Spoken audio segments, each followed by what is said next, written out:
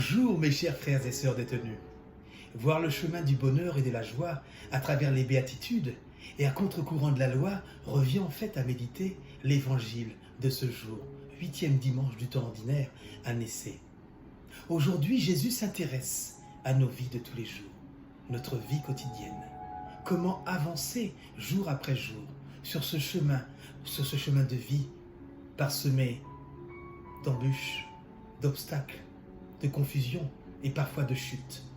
Car il s'agit bien de parler de nos vies quotidiennes, de la façon dont on doit se comporter tous les jours. Et nous savons que la Bible peut réellement nous guider à travers les nombreux exemples qu'elle nous donne. Aujourd'hui, la Bible nous présente 3 images fortes, 3 paraboles. 2 aveugles, la poutre et la paille, et l'arbre et son fruit. Essayons de comprendre le message évangélique de ces 3 paraboles. Le premier enseignement commence par une question que Jésus nous pose. Un aveugle peut-il guider un autre aveugle? Ne vont-ils pas tous les deux tomber dans un trou? Cette observation, non seulement est d'une évidence absolue, mais elle est très parlante et également est porteuse de beaucoup de sens. Je pense que la première des choses que nous devons retenir, il est impératif de choisir la personne que l'on suit. Il ne faut pas se fier à des séductions du moment.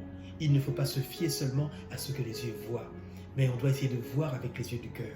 Ça veut dire que ne pas prendre forcément celui qui parle le mieux, celui qui est le plus extraverti, celui qui semble avoir le plus d'assurance. Non. Sans discernement, nous risquons, comme ces 2 aveugles, de tomber dans un trou et d'avoir la déception. La première leçon que nous devons retenir est donc une invitation à discerner, une invitation à ce discernement qui peut être pris par exemple dans l'écoute et le partage avec les autres. Nous, aumôniers, quand nous allons en visite de cellules, nous sommes parfaitement dans ce partage et cette écoute. Ça peut être également une pause dans notre activité professionnelle, surtout quand notre activité professionnelle devient une idole et absorbe tout notre temps. Ça peut être aussi un bilan dans notre vie, mettre le frein à main dans cette vie qui va trop vite. Ça peut être aussi une pause dans notre activité professionnelle. Ça peut être aussi un moment d'intimité sous le regard de Dieu pour se laisser guider dans un temps d'adoration. Ça peut être aussi un temps de méditation personnelle. Et vous l'avez compris, c'est dans la prière que se réalise le mieux ce temps d'arrêt qui favorise l'écoute du cœur.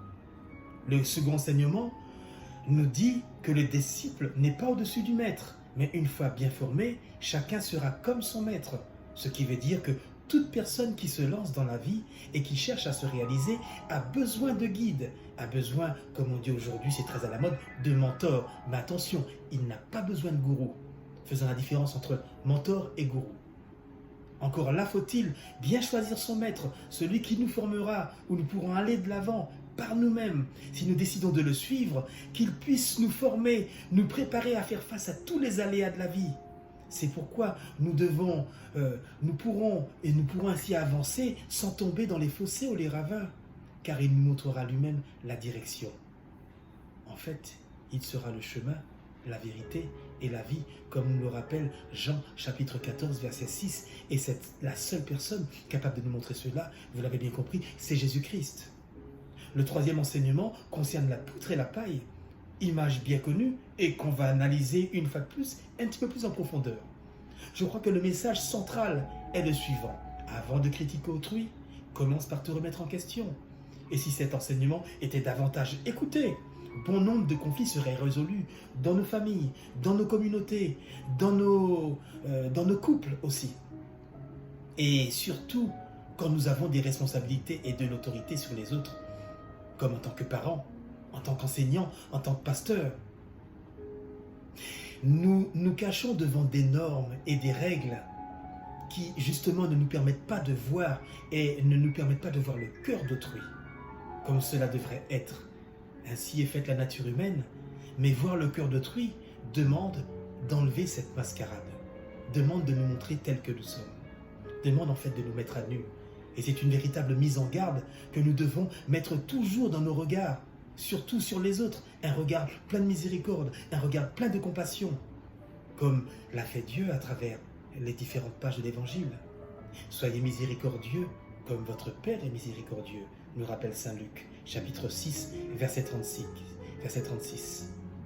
puisque ce que dit la bouche, c'est ce qui sort du cœur, nous dit l'évangile de ce jour, faisons de notre cœur, allez, osons, un immense coffre plein de trésors, trésors de sourire, trésors de bienfaisance et de bienveillance, trésors de lumière. Frères et sœurs, ces 3 petites paraboles peuvent réellement nous conduire dans une vie plus sincère, plus authentique, une vie davantage tournée vers l'autre. Demandons au Seigneur de nous ouvrir le cœur à ces paroles afin que sa parole puisse s'incarner, se graver en nous. C'était Raphaël Monta, ministre institué, et la parole dominicale de la fraternité Lataste Martinique adressée aux personnes détenues. Amen et bon dimanche.